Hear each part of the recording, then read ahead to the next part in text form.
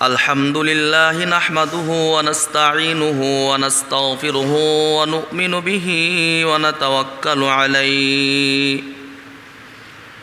ওয়া নাউযু বিল্লাহি মিন শুরুরি আনফুসিনা ওয়া মিন সাইয়্যাতি আ'মালিনা من يهد الله فلا مضل له ومن يضلل فلا هادي له وأشهد أن لا إله إلا الله وحده لا شريك له وأشهد أن سيدنا وسندنا وطبيبنا ومرشدنا ومولانا محمدا عبده ورسوله الذي أرسله بالحق بشيرا ونذيرا وداعيا إلى الله بإذنه وسراجا منيرا أما بعد فأعوذ بالله من الشيطان الرجيم بسم الله الرحمن الرحيم ونحشرهم يوم القيامة على وجوههم عميا وبكما وصما مأواهم جهنم كلما خبت زدناهم سعيرا وقال تعالى إن الله وملائكته يصلون على النبي يا أيها الذين آمنوا صلوا عليه وسلموا تسليما সকলে দুরূদ ইব্রাহিম পড়ি আল্লাহুম্মা সাল্লি আলা মুহাম্মাদিন ওয়া আলা আলি মুহাম্মাদ কামা সাল্লাইতা আলা ইব্রাহিম ওয়া আলা আলি ইব্রাহিম ইন্নাকা হামিদুম মাজিদ اللهم بارك على محمد وعلى آل محمد كما باركت على إبراهيم وعلى آل إبراهيم إنك حميد مجيد কবে জানি ডাকে সে যায় এই পৃথিবী ছাড়িতে আপন পোশাক খুলে খুলে কাপনের কাপড় পরিতে বালাগাল উলা বিকামালিহি কাশাফাত দুজা বিজামালিহি হাসনাতু জামিউ খিসালিহি সাল্লু আলাইহি ওয়া আলিহি আল্লাহর বিঘট সৃষ্টি আমি মৌত আমার নাম ভবের লীলা সঙ্গ করা হইল আমার কাম মাতা পিতা হরণ করি এতিম করি ছাও আওলাদকে হরণ করে কাদাই বাবা মাও বালাগাল আউলা বিকামালিহি সকলে পড়ি বালাগাল আউলা বিকামালিহি কাশাফাত দুজা বিজামালিহি হাসনাতু জামিউ খিসালিহি সাল্লু আলাইহি ওয়া আলিহি। আলহামদুলিল্লাহ, উপস্থিত এলাকা থেকে আগত গণ্যমান্য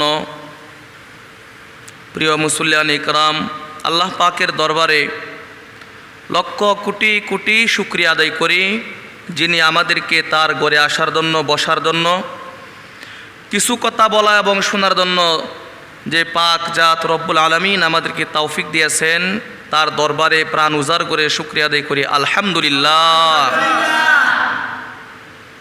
সম্মানিত হাজিরিন, আমরা সকলেই জানি মালাকুল মউত আমাদের সামনে, না মত চলে গেছে?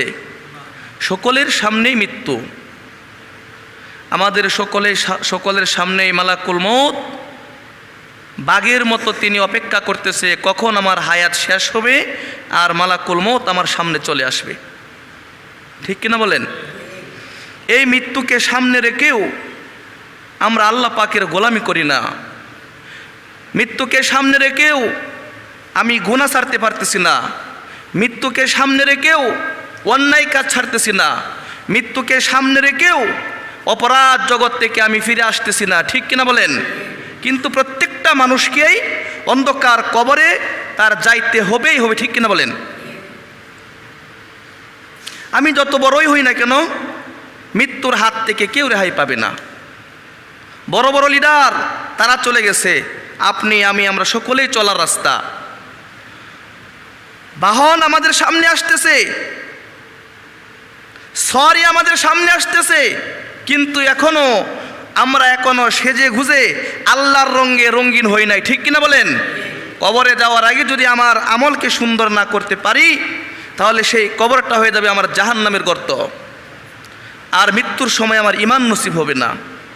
এই জন্যই অন্ধকার কবরে যাওয়ার আগে আমরা যেন পুরাপুরি আমলের সাথে অন্ধকার কবরে যাইতে পারি, ঈমান নিয়ে মৃত্যুবরণ করতে পারি। আল্লাহ তাআলা আমাদের সকলকে কবুল করুন, সকলে বলি আমিন।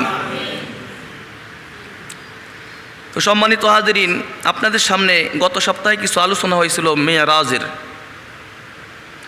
আমরা যে নামাজ পড়তেছি, এই নামাজ মেরাজ থেকেই পাওয়া। আল্লাহর হাবিব সাল্লাল্লাহু আলাইহি সাল্লাম মেরাজে যাওয়ার পথে অনেক কিছুই আল্লাহ পাক কুদরতিভাবে তাকে দর্শন করাইছেন, দেখাইছেন, আপনারা শুনেছেন। কিভাবে কোন কাজ করলে মানুষ জাহান্নামে যাবে, কোন কাজের কি কি শাস্তি, কোন গুনার কি কি শাস্তি হবে, বিশ্বনবী সাল্লাল্লাহু আলাইহি সাল্লামকে সবগুলাই দেখানো হয়েছে। ঠিক কিনা বলেন? আল্লাহর হাবিব সাল্লাল্লাহু আলাইহি সাল্লাতু ওয়াস সালামকে দেখানো হলো একজন লোকের কেচি দিয়ে অথবা করাত দিয়ে গাল ছিঁড়তেছে, গাল ফাড়তেছে। এই গাল ফাড়তেছে, ওই গাল ভালো, ওই গাল ফাড়তেছে, ওই গাল ভালো হয়ে যাইতেছে। আল্লাহর হাবিব সাল্লাল্লাহু আলাইহি সাল্লাম বললেন, ভাই জিবরাইল, এই লোকটার এমন শাস্তি কেন হচ্ছে?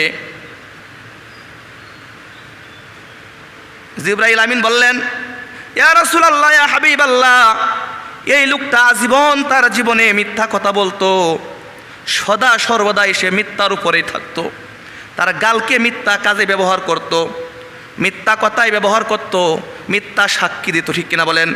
মিথ্যা কথা বলার কারণে আল্লাহ পাক রব্বুল আলামিন তার এই গাল, যেহেতু দুনিয়াতে সে মিথ্যা কথায় অভ্যস্ত ছিল, আল্লাহ তাআলা তাকে এই শাস্তি দিচ্ছেন, কিয়ামত পর্যন্তই তার এই শাস্তি থাকবে, তারপর জাহান্নাম। জোরে বলেন নাউযুবিল্লাহ। তাহলে মিথ্যা কথা সমস্ত পাপের মূল।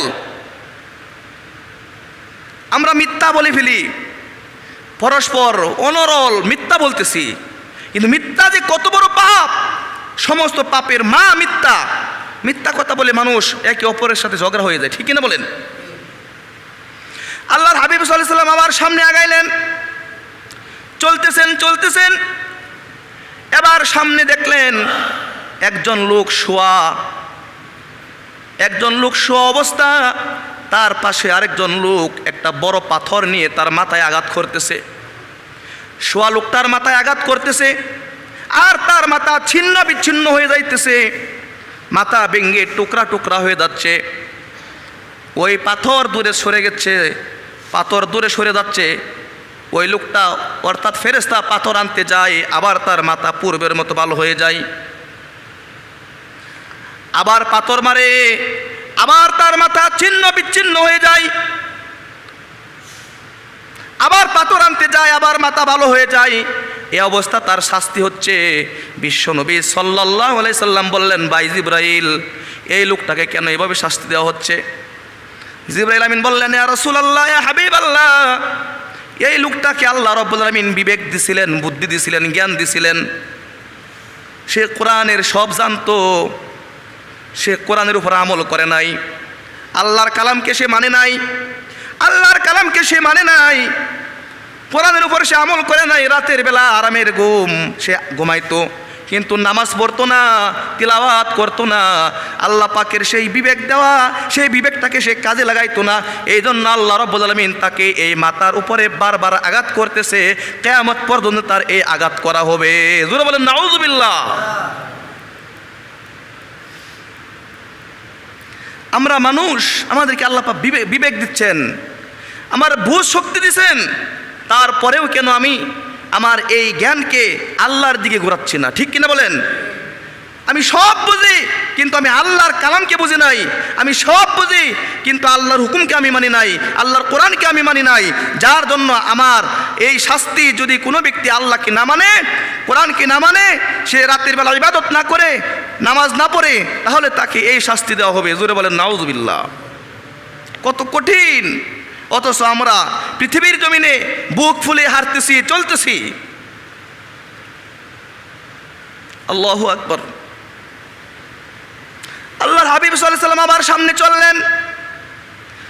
সামনে চলতেছে আবার দেখতেছে রক্তের একটা সাগর অথবা নদী। আল্লাহর কুদরতিভাবে দেখাচ্ছেন, এই রক্তের সাগরে একটা লোক হাবুডুবু খাচ্ছে, বারবার হাবুডুবু খাচ্ছে। সেই লোকটা কিনারার দিকে আসতে চাচ্ছে। কিনারায় যখন সে চলে আসতেছে, কিনারায় আরেকজন ফেরেশতা তাকে আঘাত করে আবার দূরে সরায় দিচ্ছে, অর্থাৎ রক্তের সমুদ্রের মাঝখানে সরে যাচ্ছে। আবার আসতেছে, আবার দিচ্ছে। এমন অবস্থায় সে কোলে আসতে পারে নাই, কিনারায় আসতে পারে নাই। বিশ্বনবী সাল্লাল্লাহু আলাইহি সাল্লাম বললেন, ভাই জিবরাইল, এই লোকটাকে কেন এই শাস্তি দেওয়া হচ্ছে? জিবরাইল আমিন বললেন, ইয়া রাসূলুল্লাহ, ইয়া হাবিবাল্লাহ, এই লোকটা দুনিয়াতে সুদখোর, সে সুদ খাইতো। মানুষ এত কষ্ট করে, এত পরিশ্রম করে টাকা পয়সা রোজগার করতো, গরিব মানুষ, কিন্তু সুদে কারবার করার কারণে ওই লোকটার কাছ থেকে বারবার সুদ নিয়ে আসতো, আর এও কামাই করতো, তার শরীরের রক্ত পানি করে কামাই করে রোজগার করতো, আর সেইগুলি টাকা তাকে দিতে হইতো বাধ্য। ঠিক কিনা বলেন? সুদের টাকা বারবার সুদ খাওয়ার কারণে ওই লোক, গরিব লোক, সে আর বাঁচতে পারে নাই। তার শরীরের রক্ত হারাম, শরীরের রক্ত, অর্থাৎ গরিব মানুষ বারবার সে কাজ করার পর আবার টাকা আনতো, আবার সুদি ভরতো, আবার আনতো, আবার সুদি ভরতো। সেই জন্য মানুষের রক্ত খাইতো। এই জন্য আল্লাহ রাব্বুল আলামিন কিয়ামত পর্যন্ত এই লোকটাকে রক্তের সাগরে হাবুডুবু খাওয়াইবেন। জোরে বলেন নাউযুবিল্লাহ। সুদ খাওয়া কবিরা গুনাহ। সুদ খাওয়ার সর্বনিম্ন যে গুনাহ সেটা হচ্ছে মায়ের সঙ্গে জিনা করা। জোরে বলেন নাউযুবিল্লাহ। আরো জোরে বলেন নাউযুবিল্লাহ। যেই সুদ খাক, হাজী সাহেব হোক, আলেম হোক, জাহেল হোক, সুদের সকলের জন্যই গুনাহ। ঠিক কিনা বলেন? কাতেব, সাক্ষী, সুদের সাথে যারা লেনদেনে জড়িত, সকলকেই সমান হারে গুনাহ দেওয়া হবে। জোরে বলেন নাউযুবিল্লাহ। এই জন্য তাকে শাস্তি দেওয়া হচ্ছে। আমরা সুদ থেকে মুক্ত থাকতে চাই। ঠিক কিনা বলেন? সুদ, ঘুষ, এগুলি থেকে আল্লাহ পাক আমাদেরকে হেফাজত করুন, সকলে বলি আমিন। আল্লাহর হাবিব সাল্লাল্লাহু আলাইহি সাল্লাম আবার সামনে যাচ্ছেন, সামনে যাচ্ছেন। সামনে যাওয়ার পরে দেখতেছে বড় বড় নখ, অনেক বিশাল নখ, লম্বা নখ দিয়ে নিজের শরীর নিজের ছিঁড়তেছে, অবস্থা ছিঁড়তেছে, চেহারা ছিঁড়তেছে, বারবার ছিঁড়তেছে চেহারা, বারবার চেহারা ছিঁড়তেছে। আল্লাহর হাবিব সাল্লাল্লাহু আলাইহি সাল্লাম বললেন, ভাই, এই লোকটা তার নিজের চেহারা কেন ছিঁড়তেছে? জিবরাইল আমিন বলেন, ইয়া রাসূলুল্লাহ, ইয়া হাবিবাল্লাহ, এই লোকটা দুনিয়াতে গীবত করতো, চুগলখড়ি, আর চুগলখড়ি করার কারণে একে অপরের সঙ্গে ঝগড়া বেঁধে যেত। এই লোকটা চুগলখড়ি করার কারণে, গীবত করার কারণে তার এই শাস্তি দেওয়া হচ্ছে। জোরে বলেন নাউযুবিল্লাহ। আল্লাহ তাআলা বলেন, ওয়ালা ইয়াগতাব বা'দুকুম বা'দান আইয়ুহিব্বু আহাদুকুম আইয়াকুলা লাহমা আখি। আগেরটা ভুল, আইয়াকুলা লাহমা আখি মাইতা। 12 নম্বর আয়াত সূরা হুজুরাতে আল্লাহ পাক বলেন, তোমরা একে অন্যের গীবত করো না, একে অন্যের গীবত করো না, কারণ তোমরা কি তোমার মৃত ভাইয়ের গোশত খাইতে পছন্দ করো কিনা? জোরে বলেন নাউযুবিল্লাহ। নিজের ভাইয়ের মৃত ভাই, তাও বলা হচ্ছে তার গোশত খাইতে তুমি ভালোবাসো কিনা? এই জন্য গীবত, আল গীবাতু আশাদ্দু মিনাজ জিনা। জোরে বলেন নাউযুবিল্লাহ। গীবত জিনার চাইতে বড় জঘন্য। জিনা করা কি পাপ? মহাপাপ, জাহান্নামী। তারপরেও বলা হচ্ছে যে গীবতকারী সে জাহান্নামে যাবে, অর্থাৎ গীবত হচ্ছে জিনার চাইতে আরো বড়। জোরে বলেন নাউযুবিল্লাহ, আরো বড় গুনাহ। কারণ গীবত করার কারণে একে অপরের সাথে ঝগড়া বেঁধে যায়। আর স্বয়ং আল্লাহ পাক বলছে সূরা হুজুরাত 12 নম্বর আয়াতে যে তুমি কি তোমার মৃত ভাইয়ের গোশত খাইতে পছন্দ করো? সম্মানিত হাজিরিন, কিন্তু আমাদের সমাজে গীবতটাই বেশি চলে। নামাজিও গীবত করতেছে, হাজী সাহেব গীবত করতেছে, আলেম গীবত করতেছে, হাফেজ গীবত করতেছে, যুবক ভাই গীবত করতেছে। একে অন্যের আড়ালে যেন গীবত আমাদের সমাজে একটা প্রচলন শুরু হয়ে গেছে, ঠিক কিনা বলেন? এই গীবতের কারণে মানুষ জাহান্নামে যাবে। কি শাস্তি হবে চিন্তা করে দেখেন, নিজের চেহারা নিজে ছিঁড়তে থাকবে। এই জন্য আল্লাহ পাক আমাদেরকে গীবত থেকে, চুগলখড়ি থেকে সকলকে হেফাজত করেন। সকলে বলে আমিন। বিশ্বনবী সাল্লাল্লাহু আলাইহি ওয়াসাল্লাম আবার চলতেছে, তন্দুর রুটির চুলা আপনারা অনেকে দেখছেন, চুলার ভিতরে আগুন কিন্তু কি করে, এরকমভাবে লাফালাফি করে, ধাপ ধাপ করে জিহ্বা বের হয়ে যায়, ঠিক কিনা বলেন? এই তন্দুর রুটির চুলার মতো আল্লাহ হাবিব বলেন, আমি দেখলাম ইহার ভিতরে কতগুলা নারী এবং পুরুষ। জোরে বলেন নাউযুবিল্লাহ। নারী পুরুষ উলঙ্গ অবস্থা,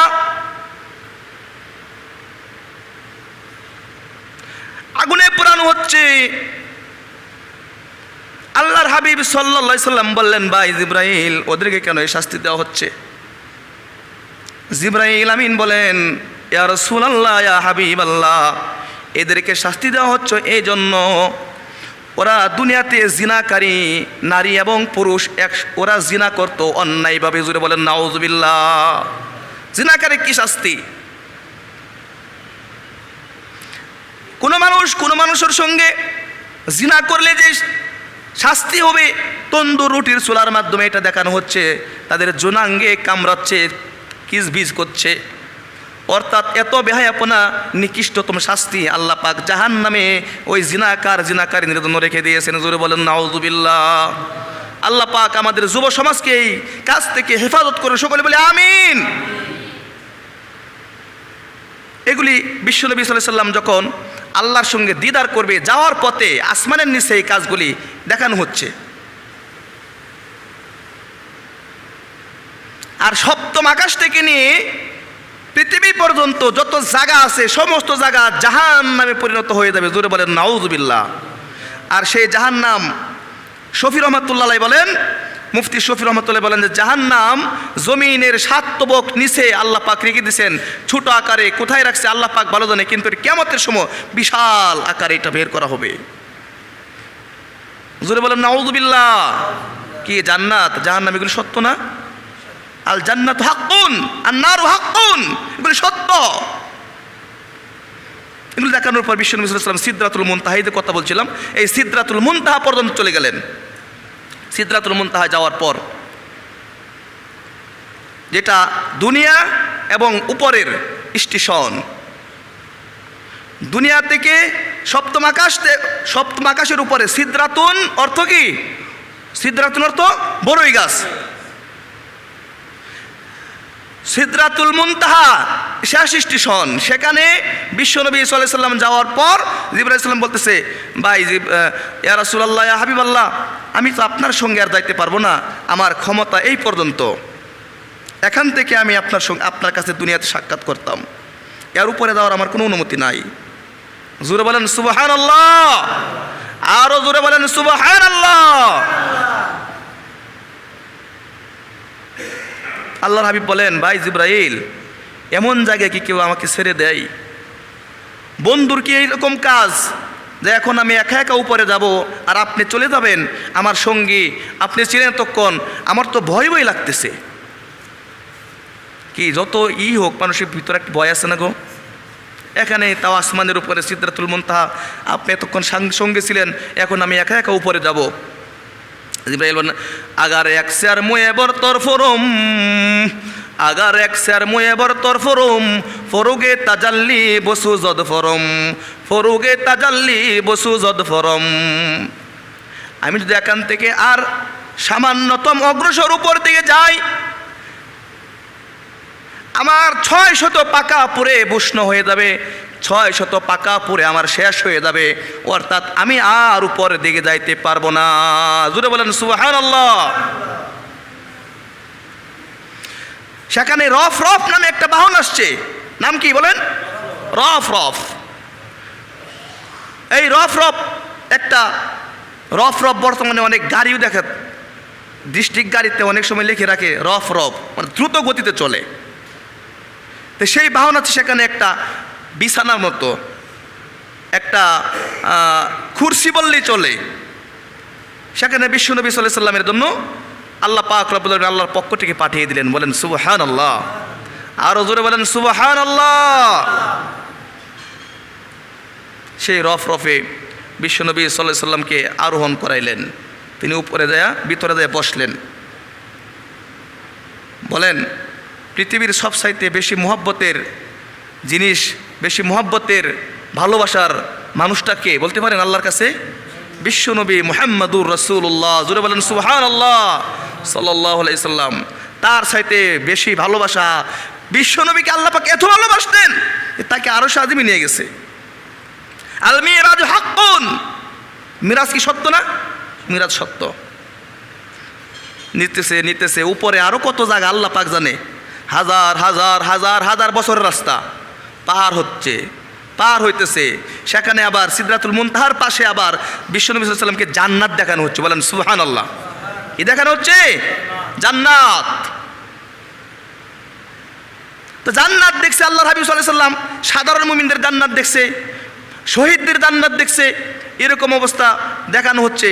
বিশ্বনবী সাল্লাল্লাহু আলাইহি সাল্লাম বলেন, আমি যখন জান্নাত দেখতে চাই, জান্নাত দেখতে পেলাম, তখন আল্লাহ পাক রব্বুল আলামিন আমাকে বেলালের খরমের যে আওয়াজ, দুনিয়াতে বেলাল যে হাঁটে, সেই বেলালের খরমের আওয়াজ আমি জান্নাতে শুনতে পাইলাম। জোরে বলেন সুবহানাল্লাহ। বেলাল রাদিয়াল্লাহু তাআলা খুশিতে কেঁদে ফেলেন। খুশিতে তিনি এত খুশি হইলেন যে তার চক্ষু থেকে পানি বের হয়ে গেল, কেঁদে ফেললেন। আর বলতেছে, আমি জান্নাতে একটা মহিলার সঙ্গে সাক্ষাৎ পাইলাম। সেই মহিলাটা কার জিজ্ঞেস করলাম, বলা হচ্ছে মহিলা হচ্ছে হযরত ওমরের। জোরে বলেন সুবহানাল্লাহ। হযরত ওমর রাদিয়াল্লাহু তাআলা আনহুর মহিলা। রাসূল কারীম সাল্লাল্লাহু আলাইহি ওয়াসাল্লাম বলেন, আমি মহিলার সঙ্গে কথা বলি নাই, উমরে আবার কি মনে করে যে আমার মহিলার সঙ্গে আল্লাহর হাবিব কথা বললেন জান্নাতে। উমর রাদিয়াল্লাহু তাআলা তিনি কেঁদে দিলেন। তিনি বললেন, ইয়া রাসূলুল্লাহ, আপনার ব্যাপারে কেমন হতে পারে? জোরে বলেন সুবহানাল্লাহ। আল্লাহ রাসূল সাল্লাল্লাহু আলাইহি ওয়াসাল্লাম বললেন যে আমি জান্নাত দেখতে পেলাম, তখন একটা এত জান্নাতের যে গম্বুজগুলি আছে মুক্তার তৈরি। বলেন সুবহানাল্লাহ। মুক্তার তৈরি। ওয়া হুরুন ঈন কামসালিল লুলুইল মাকনুন জাযাআম বিমা কানু ইয়ামালুন। হুর ঈন, হুরে গিলমান, সেখানে হুরে ঈন, হ্যাঁ, যাদের ডাগর ডাগর চক্ষু বিশিষ্ট, আমি তাদেরকেও দেখতে পেলাম। জোরে বলেন সুবহানাল্লাহ। আর এগুলি যারা আল্লাহর হুকুম মানে, নেক আমল করে, তাদের জন্য প্রত্যেকটা কাজ করলে কি উপকার, কি তার জন্য কি ফায়দা, তার জন্য কেমন জান্নাত, আল্লাহ রাসূল সাল্লাল্লাহু আলাইহি ওয়াসাল্লাম দেখে আসছেন। তখন বললেন যে আমি উপরে দেখতে পেলাম আরেকটা জান্নাত অনেক সুন্দর। আমি বললাম এটা কার? তখন বলা হচ্ছে যে এটা আপনার। সংক্ষেপ শর্ট করতেছি যে এটা আপনার। রাসূল বললেন তাহলে আমাকে উপরে যেতে দাও। তখন বলা হচ্ছে না, এখনো তো আপনার হায়াত বাকি হয় না, আপনি জিন্দা। আপনাকে আল্লাহ পাক কুদরতি দেখানো হচ্ছে, কিন্তু আপনি এখনো জান্নাতে যাইতে পারবেন না। আপনি জান্নাতে যাওয়ার দুনিয়ার হায়াত বাকি হওয়ার পর আপনি ঢুকবেন। জোরে বলেন সুবহানাল্লাহ। বলেন আমাদের নবী জান্নাতে যাওয়ার আগে কোনো নবী জান্নাতে যেতে পারবে? কোনো নবী জান্নাতে যেতে পারবে না, কারণ আল্লাহর হাবিব সাল্লাল্লাহু আলাইহি ওয়াসাল্লামের জন্য খাস। আর বিশ্ব নবীর উম্মত জান্নাতে না যাওয়া পর্যন্ত অন্য নবীর উম্মতরাও জান্নাতে যাইতে পারবে না। জোরে বলেন সুবহানাল্লাহ। আমরা কেমন নবীর কেমন উম্মত। তো সেখান থেকে আল্লাহর হাবিব সাল্লাল্লাহু আলাইহি ওয়াসাল্লাম আরশে মুআল্লায় আল্লাহ পাকের দিদারে যাচ্ছেন। বলেন সুবহানাল্লাহ। হাজার হাজার বছরের রাস্তা পাড়ি দিয়ে সেখানে চলে গেলেন। চলে যাওয়ার পর বন্ধুর বাড়িতে গেলে কিছু নেয় না? বলেন কারো বাড়িতে কিছু নেওয়া সুন্নাত। আপনি একজন আত্মীয় বাড়িতে যেতেছেন, হাতে একটা বিস্কিটের প্যাকেট নেন, 1 কেজি মিষ্টি নেন, এটাও সুন্নাত। তা আল্লাহ পাক তো খাবার খানা, আল্লাহ খানা খা? আল্লাহ পাক কোনো কিছুই খানা, তার খাওয়ার প্রয়োজন নাই, কারণ তিনি খালি দিতেই জানে মানুষকে, সমস্ত মাখলুককে তিনি দেন। জুড়ে বলেন সুবহানাল্লাহ। কারো কাছ থেকে তিনি কোনো কিছু আশা করেন না। সেখানে যাওয়ার পর নবীর তো কিছু নেওয়া দরকার। আল্লাহর হাবিব সাল্লাল্লাহু আলাইহি সাল্লাম সরাসরি বিশ্ব নবী সাল্লাল্লাহু আলাইহি সাল্লাম আল্লাহর সঙ্গে সাক্ষাৎ হয়ে গেলেন।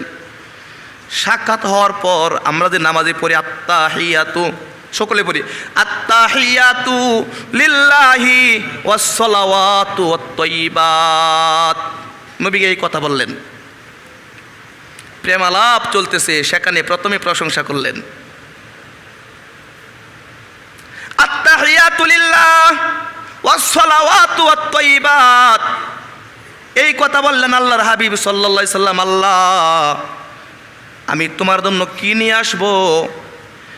কিছুই তো তুমি নেও নাই, আমি তোমার জন্য নিয়ে আসলাম আমার মুখের দ্বারা যত ইবাদত হতে পারে, মুখের দ্বারা যত ইবাদত হতে পারে, যত তাসবিহ হতে পারে, সমস্ত ইবাদত আমি তোমার জন্য দিয়ে দিলাম।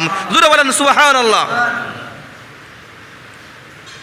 এবং আমার দেহের দ্বারা যত ইবাদতে বদনী নামাজ, ঠিক কিনা বলেন?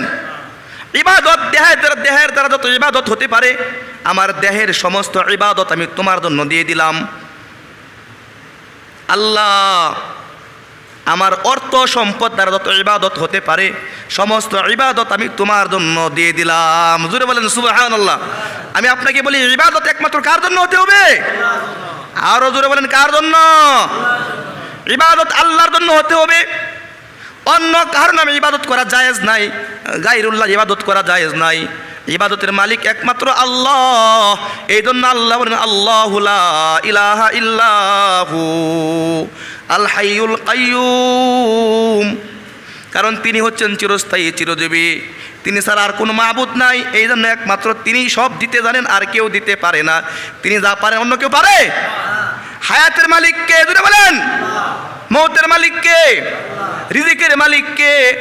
সব কিছুর মালিক আমার আল্লাহ। আল্লাহ পাক রব্বুল আলামিন বান্দাকে দেয়, অন্য কেউ দিতে পারে না, নিতে জানে, কিন্তু আল্লাহ পাক শুধুই দেওয়ার জন্য। জোরে বলেন সুবহানাল্লাহ। তখন এই কথা বললেন আল্লাহ রাসূল সাল্লাল্লাহু আলাইহি সাল্লাম। এই কথা বলার পর আল্লাহ তাআলা এই কথা যখন বললেন, বিশ্বনবী সাল্লাল্লাহু আলাইহি সাল্লাম মনে তিনি ব্যথা, যে আমি তো আমার উম্মতকে রেখে আসছি, আল্লাহ যে আমাকে দিতেছে, যে আল্লাহ তাআলা তখন এই কথা বললেন। নবী এই কথা বলার পর আল্লাহ তাআলা বলতেছে, আমরা যে পড়ি নামাজে আসসালামু আলাইকা আইয়ুহান নাবিয়্যু ওয়া রাহমাতুল্লাহি ওয়া বারাকাতুহু। জোরে বলেন সুবহানাল্লাহ। এই কথাটা আল্লাহর, এই কথাটা কার? এই কথা বলার পর নবী আল্লাহ পাক বলেন আসসালামু আলাইকা আইয়ুহান নাবিয়্যু ওয়া রাহমাতুল্লাহি ওয়া বারাকাতুহু। নবী গো, তোমার জন্য আমার পক্ষ থেকে সালাম, আমার পক্ষ থেকে শান্তি, আমার পক্ষ থেকে রহমত এবং বরকত তোমার উপর নাজিল হোক। বর্ষিত করে দিলাম। জুড়ে বলেন সুবহানাল্লাহ। আল্লাহর হাবিব বলেন, না না মাওলা, তা হতে পারে না। আমার গুনাহগার উম্মত দুনিয়াতে আমি রেখে আসলাম, তারা তো তোমার সঙ্গে সাক্ষাৎ করতে পারে নাই। মাওলায়ে কারিম দুনিয়াতে তারা এই অবস্থা আছে, আমি তোমার সঙ্গে মোলাকাত করলাম, কিন্তু তোমার এই বান্দারা তো মোলাকাত করতে পারে নাই। শুধু আমার জন্য কেন গো আল্লাহ? আসসালামু আলাইনা আইয়ুহান নাবিয়্যু ওয়া রাহমাতুল্লাহি ওয়া বারাকাতুহু। হুজুর বলেন সুবহানাল্লাহ। আসসালামু আলাইনা, আমাদের সকলের জন্যই আপনার এই সালাম, শান্তি, রহমত আমাদের সকলের জন্যই, আপনার সলিহিন নেককার বান্দাদের জন্য ওয়াকফ করা হোক। জোরে বলেন সুবহানাল্লাহ। সুবহানাল্লাহ বললে কষ্ট হয় মনে হয়, আমি বলি আপনাদের কষ্ট। একবার সুবহানাল্লাহ বলে জান্নাতে কি হয় বলেন?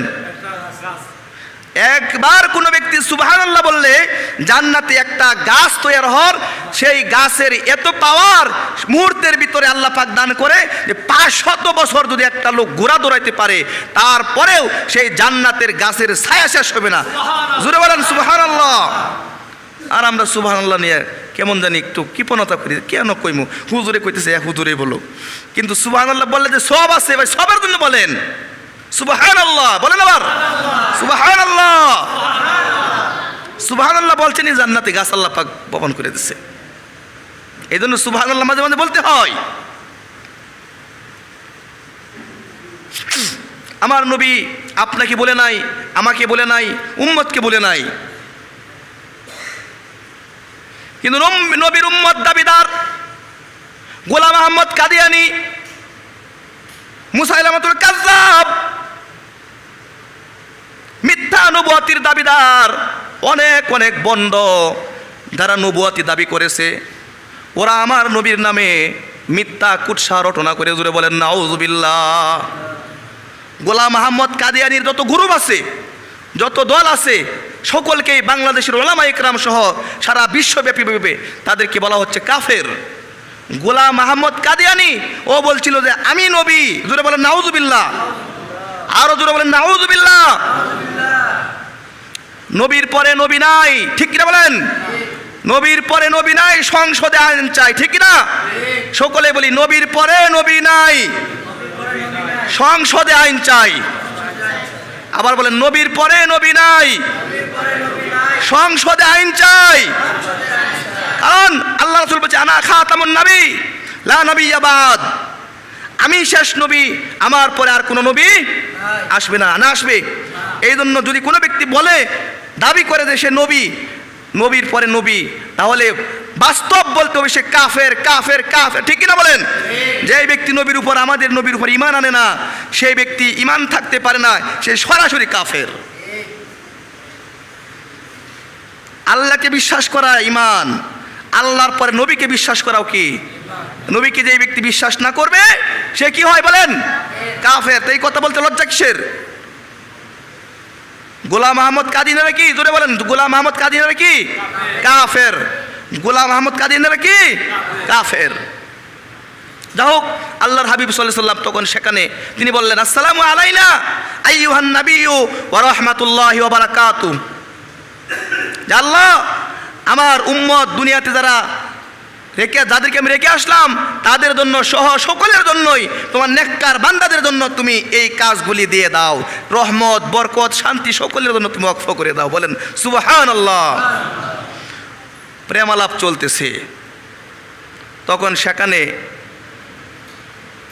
কিছু ফেরেশতা, আল্লাহ পাকের খাস কিছু ফেরেশতা চতুর্দিকে আবার ওনারা আছে।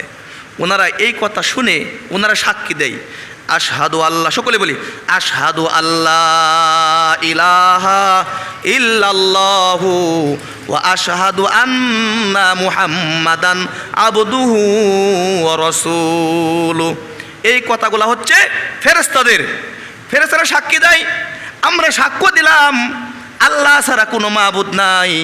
আমরা আরও সাক্ষ্য দিলাম হযরত মুহাম্মদুর রাসূলুল্লাহ সাল্লাল্লাহু আলাইহি সাল্লাম আল্লাহ তাআলার প্রিয় বান্দা এবং রাসূল। জোরে বলেন সুবহানাল্লাহ। কত সময় সেখানে গেছে একমাত্র আল্লাহ পাক ভালো জানে। তাফসিরে কিতাবে লিখছেন যে 27 বছর সমপরিমাণ সময় আল্লাহ পাক সেখানে টেনে রাখছিলেন। বলেন সুবহানাল্লাহ। কত বছরের সময়? 27 বছরের সমান সময়। আল্লাহু আলাম, আল্লাহ পাক ভালো জানে। তো সেখানে আমাদেরকে আল্লাহর নবী বলে নাই, কিন্তু আমরা নবীকে ভুলে গেছি।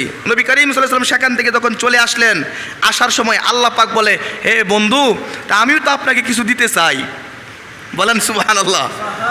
আরো জোরে বলেন সুবহানাল্লাহ। হে বন্ধু, আমি আপনাকে কিছু দিতে চাই। নবী খুশি হইলেন যে দেন, আপনি দিবেন আর আমি তো নিবই। তখন বললেন, আমি আপনার জন্য 50 ওয়াক্ত নামাজ কেটে দিলাম। সংক্ষেপ, কয় ওয়াক্ত নামাজ? 50 ওয়াক্ত নামাজ আপনার জন্য আমি দিয়ে দিলাম, আপনার উম্মতের জন্য। সেখান থেকে বিশ্ব নবী সাল্লাল্লাহু আলাইহি সাল্লাম 5 ওয়াক্ত নামাজ কমাইলেন। 5 ওয়াক্ত করে 45 ওয়াক্ত নামাজ সাত করলেন। মাত্র আছে 5 ওয়াক্ত। কয় ওয়াক্ত? জোরে বলেন। 5 ওয়াক্ত নামাজ আছে। সেই 5 ওয়াক্ত নামাজ আল্লাহর হাবিব সাল্লাল্লাহু আলাইহি সাল্লাম কবুল করলেন। কবুল করার পর আল্লাহ পাকের পক্ষ থেকে ঘোষণা করা হলো, ইয়া রাসূলুল্লাহ, ইয়া হাবিবাল্লাহ, আপনার উম্মত যখন 5 ওয়াক্ত নামাজ দৈনিক আদায় করবে, আমি আল্লাহ রাব্বুল আলামিন 50 ওয়াক্ত নামাজের সওয়াব দিব। জোরে বলেন সুবহানাল্লাহ। কয় ওয়াক্ত নামাজের সওয়াব দিবে? 50 ওয়াক্ত নামাজের সওয়াব। আর আমরা সেই নামাজ নিয়ে গাফলতি করি, আমরা সেই নামাজ পড়ি না। যেই নবী আপনার জন্য আমার জন্য দাঁত ভাঙছে, যেই নবী আপনাকে আমাকে আরো সাহায্য ভুলে নাই, আর সেই নবী 5 ওয়াক্ত নামাজ নিয়ে আসছে, আর সেই 5 ওয়াক্ত নামাজ উম্মত জিম্মাদারি পালন করতে পারে না। 5 ওয়াক্ত নামাজ আমরা আদায় করি না। এই জন্য as-সালাতু মিরাজুল মুমিন, ঠিক কিনা বলেন? বুজুর্গরা দিন বলছেন যে নামাজ হচ্ছে মেরাজ। কি নামাজের কথা? আত্তাহিয়াতুরে কি মেরাজ বলে নাই?